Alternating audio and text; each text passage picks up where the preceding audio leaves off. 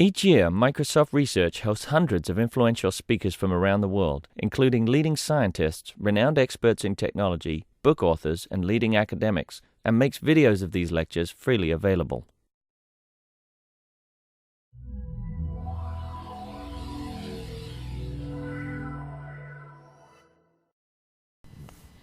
So we are thrilled to have Joel Spencer back for yet another visit. You're here for a couple of weeks after this week, right? So 2.5 more weeks. So if you want to talk to Joel, it should be possible to arrange it. And he is going to be talking about finding needles in exponential haystacks.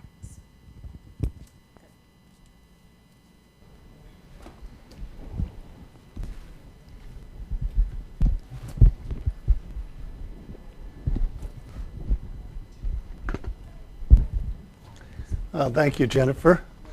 I don't know if I'll have so many ethical quandaries as, as you were discussing in my talk. I've always been involved in what I now like to call Erdős magic, where you use probabilistic methods to prove the existence of an object. And when you do that, the magic part is, where is the object? And in terms of computational complexity, then the question becomes, can you make an algorithm that will find the object? Now, there are two questions, really. Can you make a randomized algorithm that will find it? And can you make a de-randomized algorithm? Sometimes, when you use the probabilistic method, you not only prove that the random object works, but you prove that it works with probability 1 minus little o1. And so a randomized algorithm is no problem. You just do it randomly. But in the case that I'm going to talk about today, and one other case that I'll speak about briefly, you prove the existence of something even though the probability is exponentially small. So you might think of this as some kind of sieve technique that finds something even though it's exponentially small. And so there the problem is just to find some algorithm, short of brute force of course, that will work. And then after that you can ask about de-randomizing it, but I won't be concerned with that. I'll just look at an algorithm.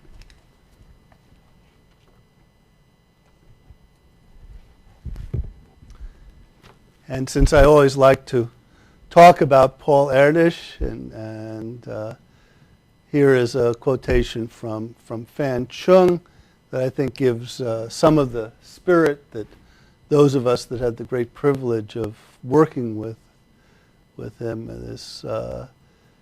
we can really empathize with this feeling that working with him was and remains the most special part of my professional life.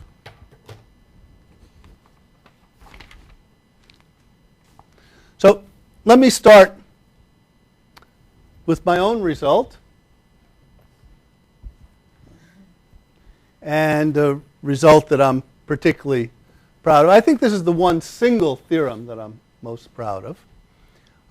And let me first state it in combinatorial form, although then I'll switch it into really linear, more of a linear algebra form. But this was the form it was originally considered in.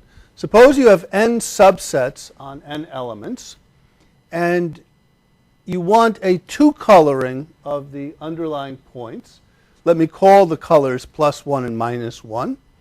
And then the discrepancy of a set is you add up the colors in the set and you take the absolute value. So the discrepancy is 0 means that it's exactly balanced between red and blue points. And the theorem that I proved in actually 1984, was published in 1985, was that there is a coloring where all of the discrepancies are less than an absolute constant. This 6 is currently around 5.1. How much? 6 times square root of n. And the key thing here is that you need all of the discrepancies to be small. Now the reason why I entitled the paper 6 standard deviations suffice is if you consider a random coloring, say on a set of n elements, then the distribution of chi of s is going to be Gaussian, and it's going to have standard deviation square root of n.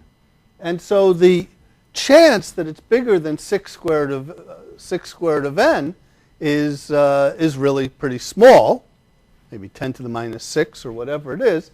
But that's a positive constant, and n here is arbitrarily large. So if you just color at random, you'll have this small but positive proportion of sets that do have high discrepancy, or you might have them.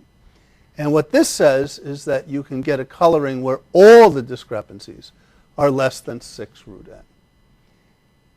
And almost immediately, in looking at the proof, as we'll see, I'm going to be showing you a modern form of the proof. And it just seemed like you couldn't find the coloring, except for brute force. Is you couldn't find the coloring in polynomial time. And so I've conjectured, really, right from then until epsilon before now, that you just can't find the coloring in polynomial time. And then I got an email about 2 months ago from a guy I'd never heard of. Apparently some of you know him. I mean, he's well known among the people that know him as a bright guy. Nikhil Bansal. Actually, it's a funny story. I got the email, and I sort of half opened it, but I get a lot of emails, and I said, well, is this guy for real? And I have, for some reason, I thought that my colleague Subhash Kote might have some kind of connection. I'm not sure why. And I sent him an email, and he said, oh, yeah, we were undergraduates together. So I decided, I better read this. I better read what he said. And in fact, he did it. He did it. And so this is all Bansal's work. I mean, my interpretation a little bit, but it's really his algorithm for finding the coloring chi.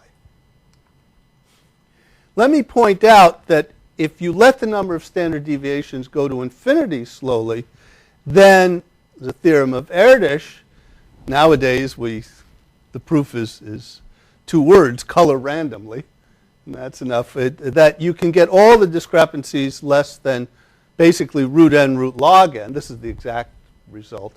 Because if you color randomly, if you take any particular set, it's Gaussian, and what you want is the tail distribution to be less than 1 over n. Because you have n different sets, and you want all their discrepancies to be there. So you want the tail distribution less than 1 over n, but the tail distribution goes like e to the minus alpha squared over 2 times the standard deviation is root n. And so if you let e to the minus alpha squared over 2 be 1 over n, you get this additional root log n. So this result was well known and basic, sort of what I would call basic Erdős magic. Now let me turn to a linear formulation, just because there's no real difference in the proofs of the 2 problems. So let me just take n linear forms. I'm going to insist that all the aij's have absolute value less than or equal to 1. And I have n linear forms on n variables, summation aij xj, or if you like, you consider matrix A times vector x. You can write it in vector matrix notation. And then the theorem is that there exists a choice of the x's, plus 1 and minus 1, so that all the linear forms are less than or equal to 6 root n. To see that this extends the result for sets, if you have sets S1 through Sn, you just let aij, let that be the incidence matrix of the sets. I think aij equals 1 if the jth element is in the ith set. And then you get exactly the result as before. And this looks like a generalization, but it turns out all the proofs are the same. So you can consider it this way. Furthermore, another generalization, and this one I give because this will really come up when we talk about the proof, is to think of this in terms of simultaneous roundoff.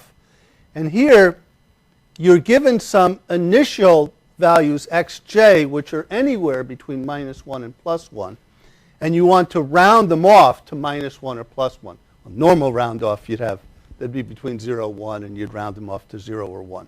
So, I mean, you could write it that way, that'd just be a factor of 2. And the theorem is that given any initial values of the xj's, you can find a simultaneous round off so that all of the deltas, the changes in the linear forms, are less than or equal to 6 root n. So this follows, if all the initial x's, the old x's, are 0, that's the result we had before, but this is more general. And again, this will come out of the proof anyway, but also this is getting into a notion that I want to think about, which is the notion of floating colors. We're going to be thinking about these xj's as floating. Each xj is going to be floating around in the interval from -1 to +1. But if it hits the boundary, it's going to stick there. And that's going to be, so the concept is that the vector x1 through xn starts somewhere. We can think of it starting at the origin, doesn't matter. And it's going to float around and as certain coordinates in a certain definite way. And when coordinates hit the boundary, they get stuck. So there's this notion of floating colors. All right. Let me make a detour into entropy, which many of you are very well aware of, and so I'll just do this quickly. If you have any random variable, a discrete random variable, then the entropy is given by the sum of minus p alpha log p alpha, where the p alphas are the different probabilities for the different values. And the entropy function, I'm told I have a light here. Do I have, is it here? Is this a light? No. Is it on there? Is it on this? Is this the light? I'm afraid to. Sure. You press it. Is Can I aim it at you? There. Oh, that's perfect. Okay, great. There, it works. Oh, you never know. So, entropy is a powerful and well-used concept. This is the entropy function for a single bit. The entropy function goes from 0 up to 1 and down to 0. I always think of it, it's a function. It looks like a parabola, but it's not. So, but anyway, there's a function. And the two properties, there are many, many properties of entropy, but the two properties that we'll need are subadditivity. That is, if you have an n-tuple of z's, then the total entropy, think of entropy as information content, if you like. The information content in the n-tuple is less than or equal to the sum of the information contents. You get equality when they're independent random variables, but you always get less than or equal to. And the second one I'm going to label pigeonhole, though that's not the standard labeling for it, which is that if the entropy is less than or equal to s, then there's got to be some value that occurs with probability at least 2 to the minus s. The standard thing being that if you do s fair coin flips, then you've got 2 to the minus s possible outcomes, 2 to the s possible outcomes, each with probability 2 to the minus s. The entropy is s. All the probabilities are 2 to the minus s. So again, these two things are basic facts. This one is a nice exercise. And this one actually can be done with calculus. But if you have the sense of information content, it has an intuitive feel.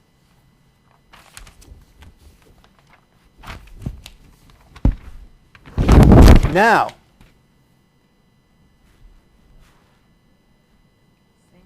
there, okay. Now we come to something new.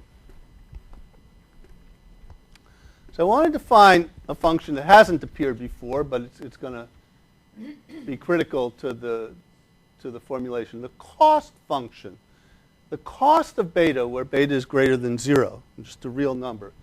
Take the standard normal, round it off to the nearest beta, the nearest multiple of beta. So it might be 0 or beta or minus beta or 2 beta or 3 beta. So now you have a discrete random variable, and look at the entropy of that discrete random variable. Okay, well, all right. Who knew? But this is going to be what we're going to use. Now, here are the asymptotics. In fact, I just gave this to my graduate students as an exercise, so you don't have to get it right away, but I'll give you some idea. Did you check whether you got the answer right, or did you copy? No, I just copied their answer. So normal with around 0 standard deviation 1? Like Yes, standard normal. Standard normal. Take the standard normal, mean 0, standard deviation 1.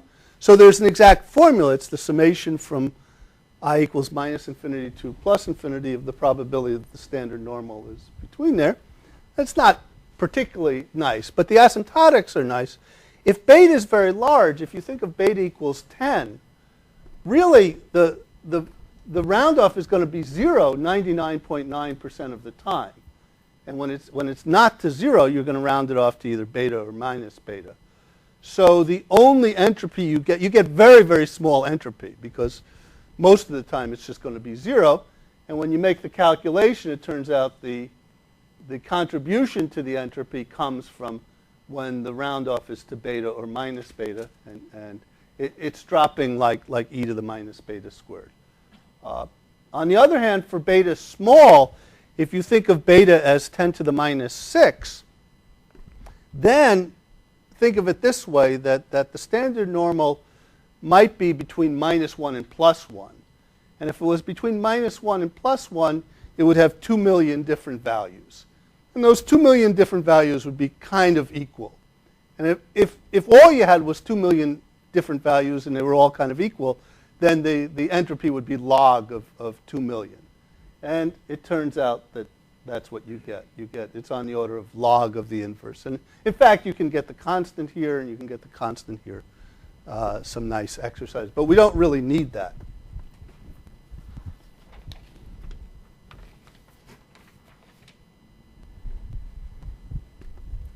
And oh, look at that. This is very powerful. This is great.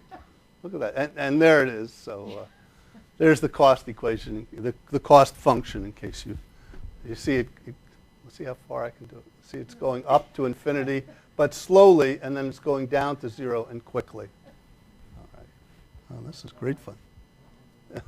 Well, it's a little. No one's giving you a real lesson. All right. Here's the cost equation, which is the central element as I now see it. This was certainly not there.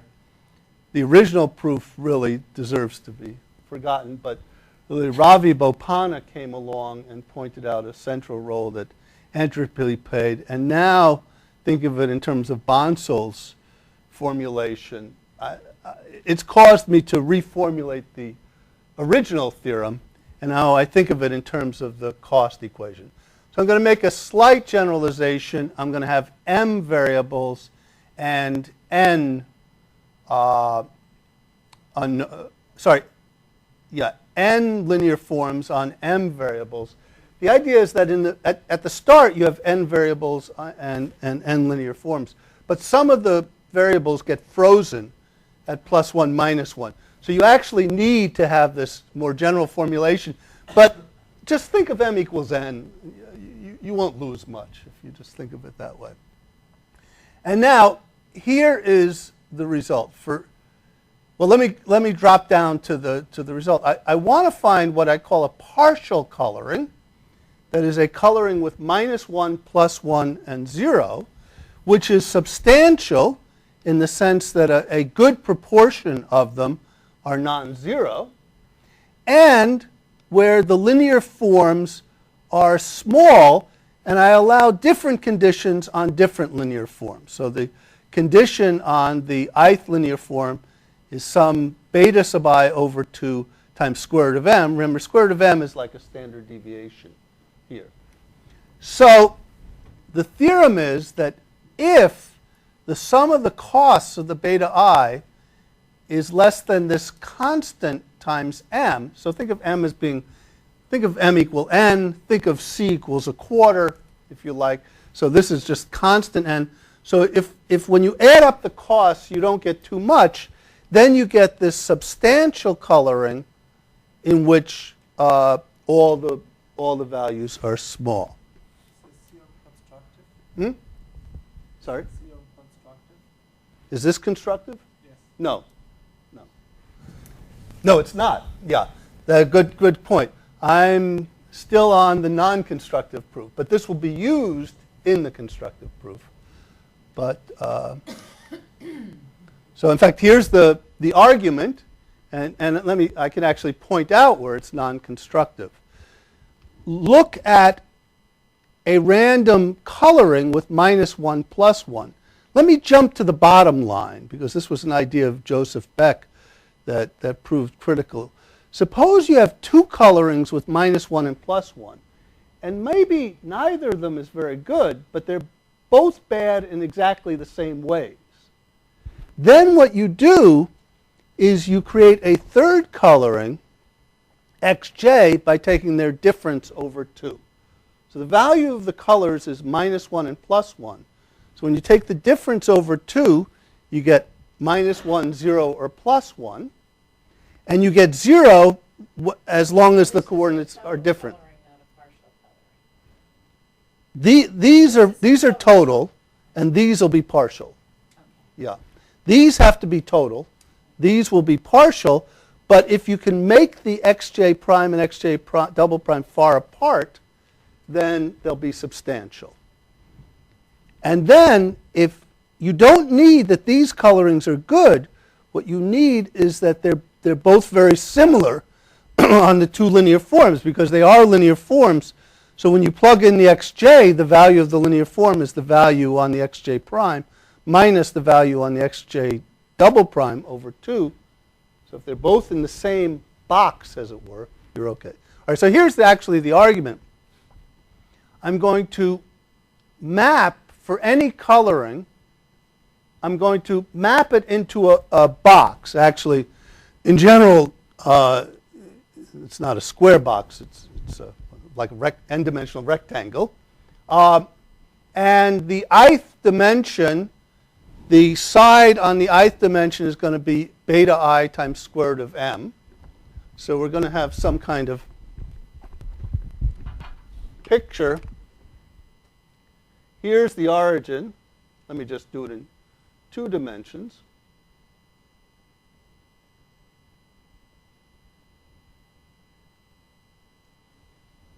Okay, and it goes out infinitely in all directions. So given a coloring, look at the value of, in this case, L1 and L2, and look at which box it goes into.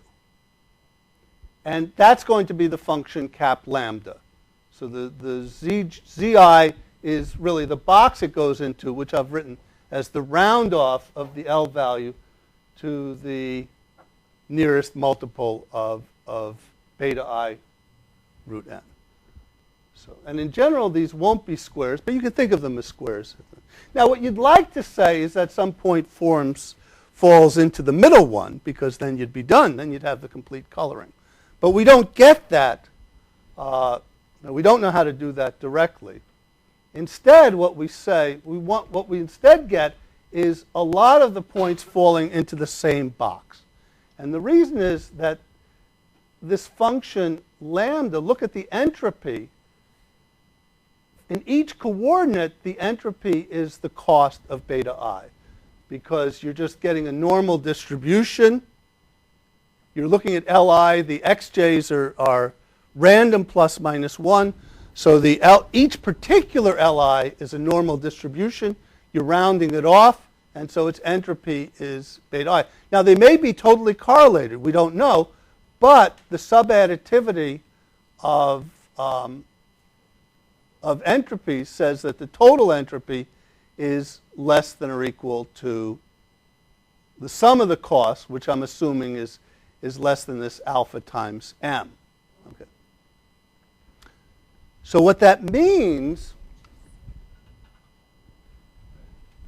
is that somewhere out here, we're going to get a whole bunch of the colorings that map into the same box. Because since the entropy, whoops, oh, that was what I was not supposed to do. I was told not to do this. There. Yeah, that's good. Okay. All right. So since the entropy is less than this, that means that some value by the pigeonhole is hit many, many times, because the probability is 2 to the minus this quantity, but there are 2 to the m possible colorings, so it's hit many, many times. And then, if you really want to get the constant right, these colorings we can think of as points on the Hamming cube, and if we know the number of points on the Hamming cube, and what we want is 2 of them that are far apart, there's a beautiful theorem of Kleitman that says that if you have a certain number of points on the Hamming cube and you want to know the diameter of that set, the smallest diameter is when you take a sphere. It's not an easy theorem to prove, but among all the sets with a given size in the Hamming cube, the set with the smallest diameter is you take the sphere, say, around the origin or whatever it is. And that, yeah. Going back to the HCI, that's the cost of beta I. Yeah. So that's ignoring the difference between the binomial distribution and the Gaussian. Yes, very good point. Yes. Does quality go the easy way to make life nice? That's just because I wanted to ignore that point. But it works, yeah. But you're right. This is really a binomial distribution. It's not quite a Gaussian, and we're in the limit, and one really has to technically be more careful about this. So it's a good point that I was trying to ignore. Right. Okay. And so this gives, modulo this hand waving, this gives this argument because now you find many colors that map into the same box. You find, because there's so many of them, you find 2 colors that are far apart, and then you use the Beck idea, and you're done. And it was exactly because of this pigeonhole idea that I thought, well, you just can't make this constructive. I just couldn't see a way at all. In fact, I had a number of arguments. At one point I had a paper that there's no online algorithm for all sorts of things, which now turn out. So now let me continue with how you use this for the proof. We're still not up to the algorithm. So let me just, though the cost equation, let me just take c equals a quarter as some constant. So we'll want to get half the points colored. And suppose we make all of the beta i's equal to the same beta. So then what we just need is that the cost of beta is equal to this constant. And so we go to our function and we find the beta that's there. And then we color half the points. Oh, I did it again. Right. No, it's okay. Actually, there's a beta over 2 here. But we color half the points. And all of the discrepancies are less than or equal to, I guess, beta over 2 square root of n. All right, but that's just coloring half the points. So now to complete the proof, and this is where we need the m instead of. So now we have half the points, and we're going to do it again and color again half the points. And then we'll have a quarter of the points and do it again and color half the points. The thing is, what you'd like to say is that if you have half the points, instead of being square root of n, it would be square root of n over 2, which is a gain. And that is true, but on the other hand, though you only have half the points, you still have the original number of linear forms. So as when you move down to, say, n over 16 points, that's great. You have much fewer points. The standard deviation is only a quarter as the size, but you still have the n linear forms. That hasn't changed. So what happens is, in phase t, when they're 2 to the minus t times n uncolored, if you do the same argument, you're going to need to get the cost down by a factor of 2 to the minus t, because the ratio of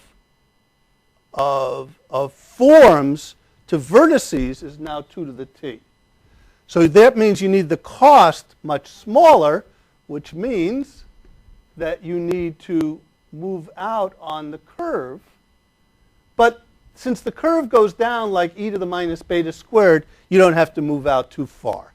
In fact, to get the cost down to 2 to the minus t, you only have to go out an extra square root of t. So you lose a square root of t, but you're gaining a 2 to the minus t. You're gaining 2 to the t over 2. You've got an extra factor of 2 to the minus t over 2 because you've got a square root of m, and m has been dropped by 2 to the t, so square root of m has been dropped by 2 to the t over 2. So the amount you've gained is much more than the amount you've lost, and then when you sum it over all t, you get constant square root of n, and that was my argument done nicely. Okay, so up to now,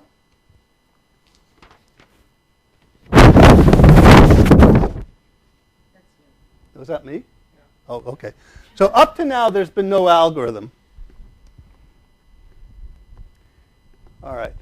And now we get to Bansal's. So first of all, some of us, like me as of a couple of months ago, might ask, well, what is this semi-definite programming anyway? And there are a variety of ways of thinking about it. But the way I want to think about it here, there it is, okay, is that it's linear programming on, let's say, m squared variables, but the m squared variables are the dot product of vectors vi, vj. So the normal way of saying this is that you have a semi-definite matrix, but you can think, I'd like to prefer to think of it this way. There's the unknowns are you have m vectors in m space, and you have a number of linear constraints on the vi.vj. Now, linear programming, you normally think of optimization, but here I just want to consider feasibility. And the result is that if the system is feasible, so you have some kind of set of linear constraints, and if it is feasible, then semi-definite programming will find these m vectors in m space. Now, they might not be the ones you were originally thinking of, but they'll find some m vectors in m space. I should say there's a slight other element too. I'll try and get this one before Jim does. that you need a little bit of slack. That is, you can't be right on the edge. So you need feasibility where you're not, your feasibility with some epsilon slack. But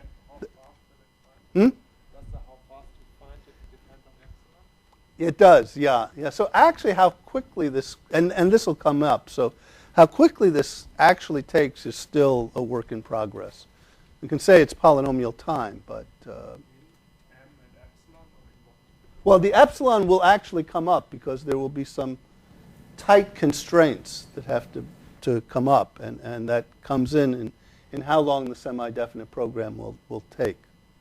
So again, this is work in progress.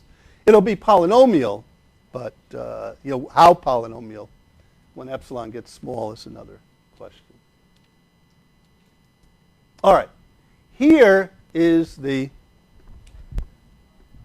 semi-definite program that we'll look at it, and it's very much in the spirit of the Gomans, Williamson, max cut idea that proved so valuable. In fact, not only this one, but actually the next slide even more so, as we'll see.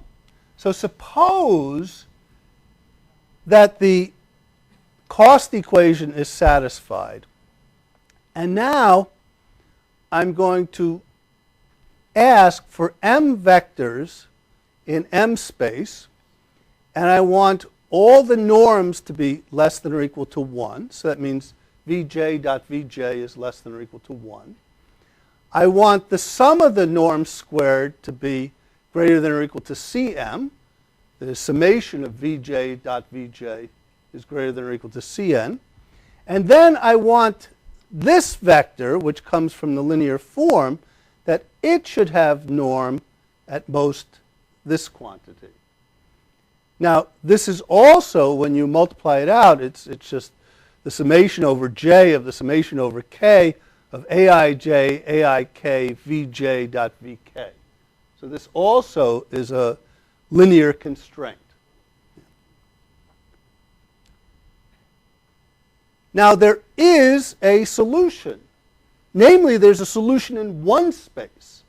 There's a solution with values -1, 0, +1. Indeed, actually, this argument works as long as there's a solution. The cost equation guarantees a solution. But as long as there's a solution in one space, then the semi-definite programming in polynomial time, will find these vectors v1 through vm. v1. Again, think of m equals n. So each point is attached to a vector. So it finds these vectors, but how do we switch from these vectors? What we want the solution in -1, +1.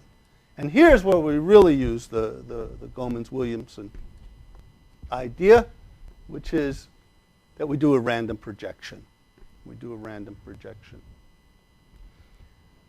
I'll just do it the way that Bansal did it, but you take m random IID standard normals and make that a random vector g. So g is like square root of m times a point uniform on the circle, on the m-dimensional circle. And now you project. You look at the vj dot with g. So you have these vectors, v1 through vm. You look at their dot product with g, so you're projecting it down onto this is like a projection. And then you're going to multiply by some small epsilon, which I'll have to talk about. And then you're going to update the xj by moving in that direction. By moving in that direction. So this is the critical step. You have these vectors v1 through vm, and they're set up so that their sum in each of the appropriate sum for each linear form is small, appropriately small. And then you make a random projection and you multiply by a small epsilon, and then you update the xj, you move in that direction. Now you can think of epsilon as, say, n to the -2. So, because if you make epsilon too big, you might jump outside of the boundary -1, +1. But actually, we can make epsilon 1 over polylog n if we're really careful with it. Okay. So what happens is, well, first, just the fact that if you take any vector and you dot it with this random vector g, you get a normal distribution with mean 0, and the standard deviation is the square of the norm of z. So what happens is the xj is going to be a martingale. You're going to be adding a normal variable. And also the LIs are going to be martingales. But they're certainly not independent at all. I mean, you could have L1 equal L2, so they could just be in lockstep with each other or something. And you don't even know that the x1 and x2 are independent, because maybe the v1 and v2, the vectors, turned out to be equal. You just don't know. But each individually is a martingale. And if you think of epsilon as very small, the xj's and li's are performing some kind of Brownian motion, or approximately a Brownian motion as epsilon goes to 0. So roughly, to get an idea of this, you're really adding a random Gaussian, but let me just replace the Gaussian by plus or minus the mean, and assume that the vectors vi have norm 1. Then roughly speaking, the xj's you're adding or subtracting epsilon, and the lj's you're adding or subtracting the same epsilon times beta I root m over 2. Okay. So this looks pretty good. The xj's are doing this Brownian motion, and when any of them hits -1 to +1, You get to 0, and meanwhile the LIs are also doing their Brownian motion, and most of the LIs will just be like beta I root m times the xj's. So if you stop when the xj's become 1, you'd think of the LIs as being like constant root n, say at the start.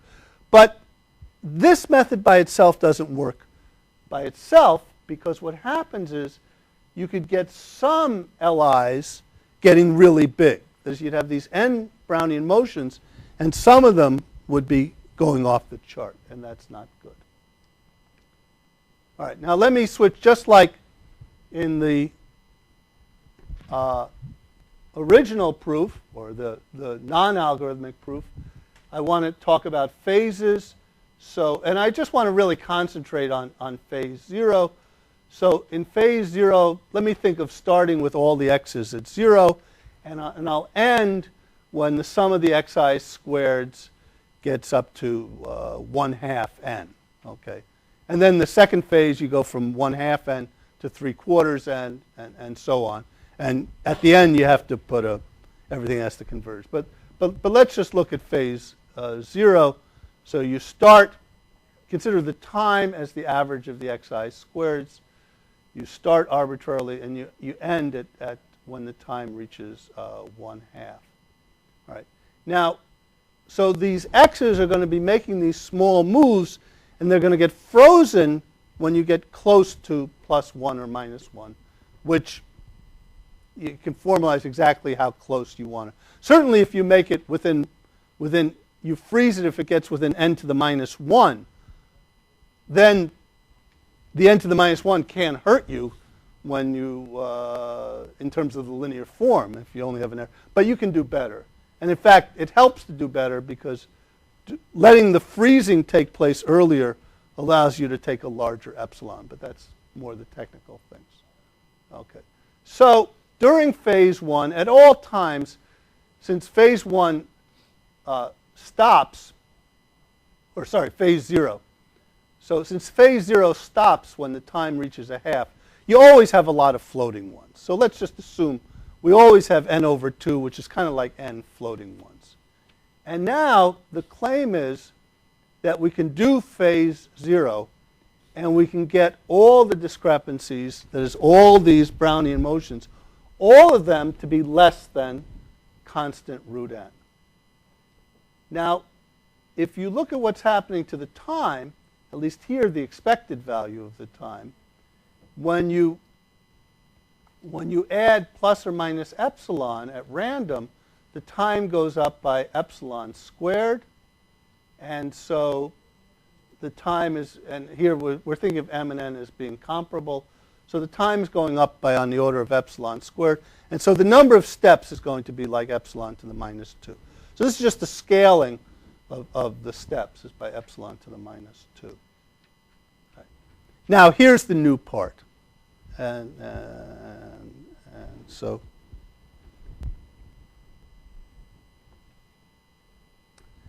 we're moving in small steps. And the different discrepancies are floating around with a Brownian motion. But some of them, and you want them all to be, in the end, less than 10 root n, or something like that. But the problem is, if you just let them all float around, some of them will get bigger than 10 root n, because you got a lot of these. What you do is you set up a danger level. You make a number k1. Let's say we're aiming for 20 root n. You make the danger level at 10 root n. You say, uh-oh, this linear form is dangerous. And when it's dangerous, then we're going to tighten the constraint on the sum. So instead of having the old constraint, whatever the original constraint was, let me call it gamma 0 will be the original constraint, was that you want the sums to be less than, the sum squared to be less than gamma 0 square root of m over 2 squared. Once something becomes dangerous, you really tighten the constraint. So what happens is the more dangerous you get, the more you slow down.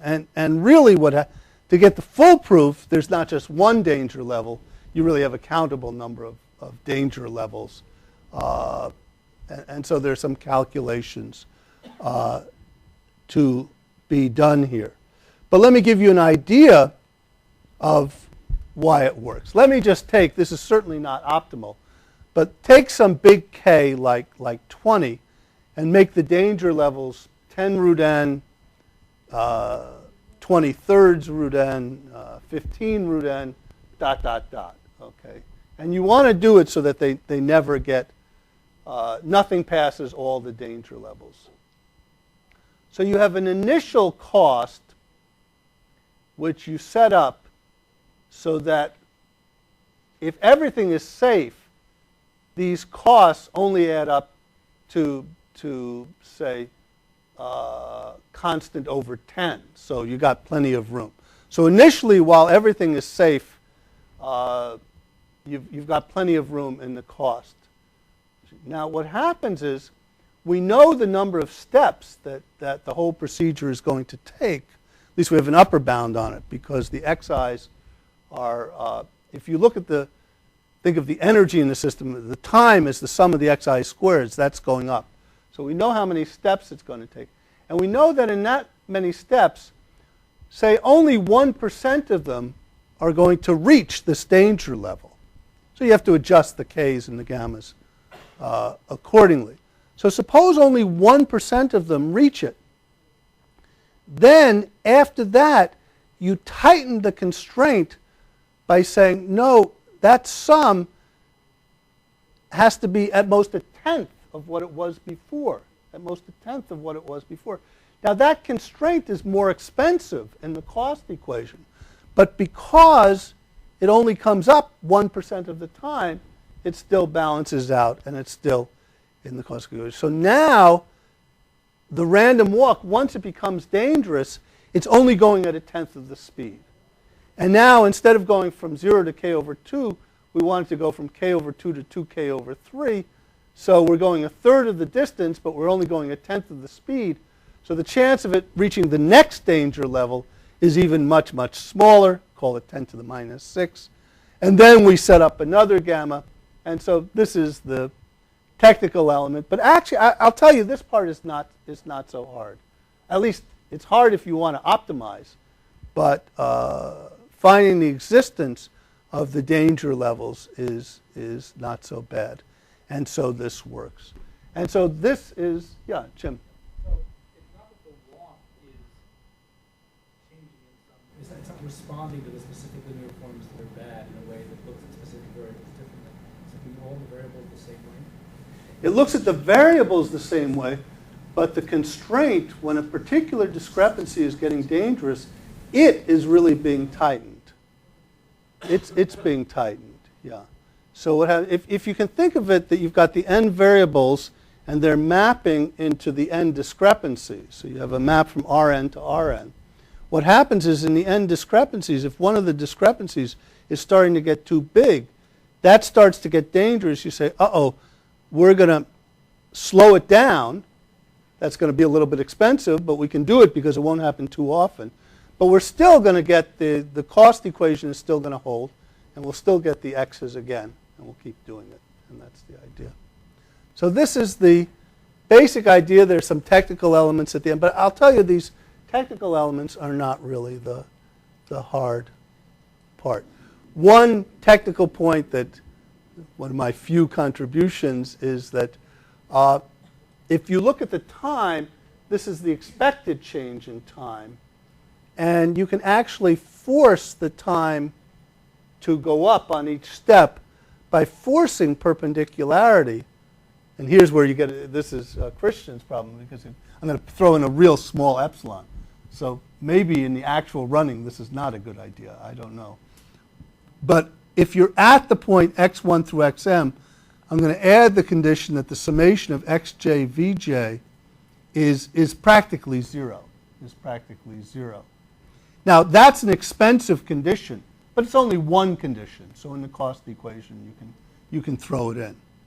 And then, when you make the change the new change is going to be basically perpendicular to the old value. And therefore, the time will be increasing by the amount you set. So this helps. Instead of looking at expectation, you can actually have the time definitely going up each step. Because you want to make sure that you reach time 1/2 in a certain number of steps. And this avoids the expectation. So that is the argument. And let me just back off and make some general comments at this time, which I just feel it's so exciting as someone that's worked on Erdős magic for really my entire career.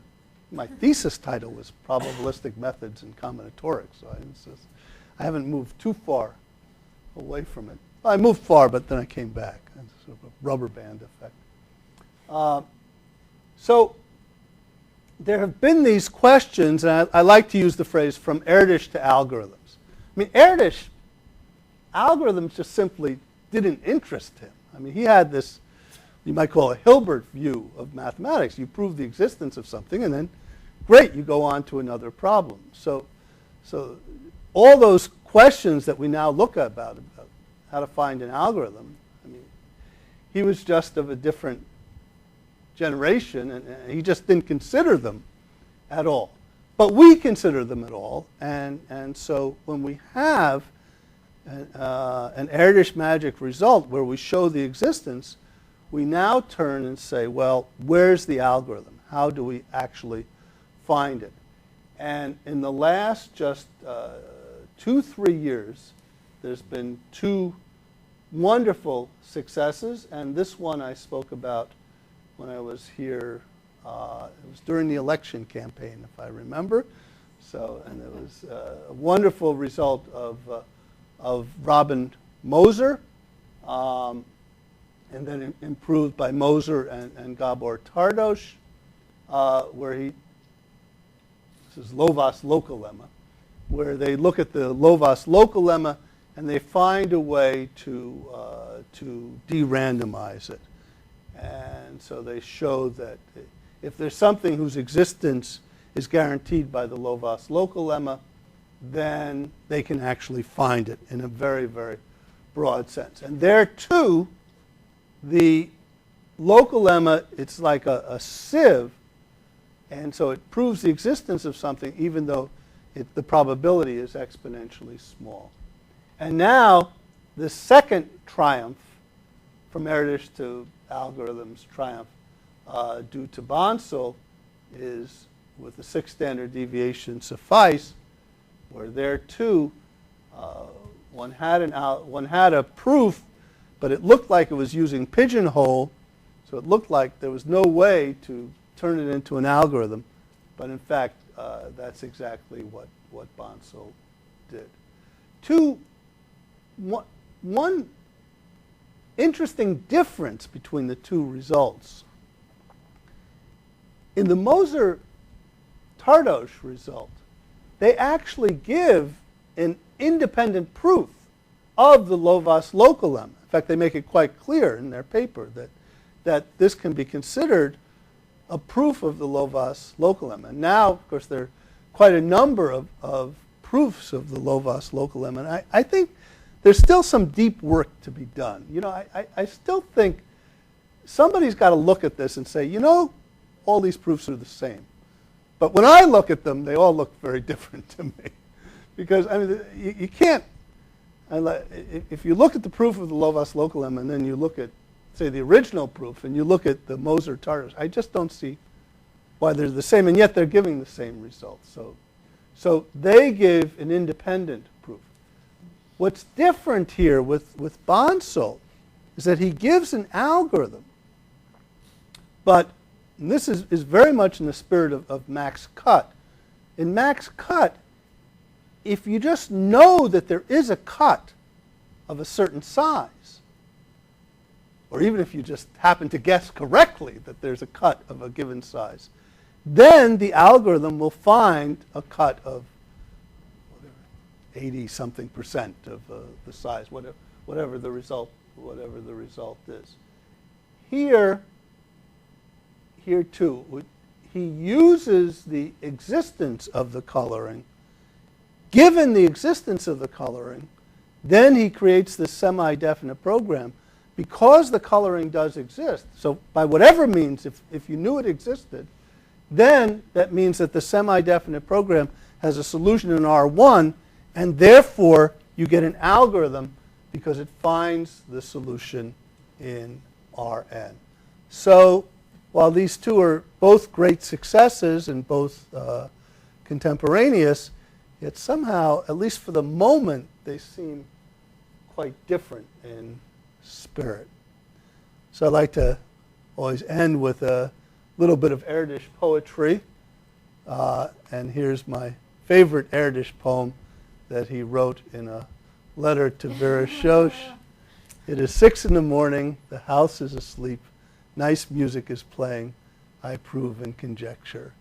And we should all have such wonderful thoughts. So thank you very much.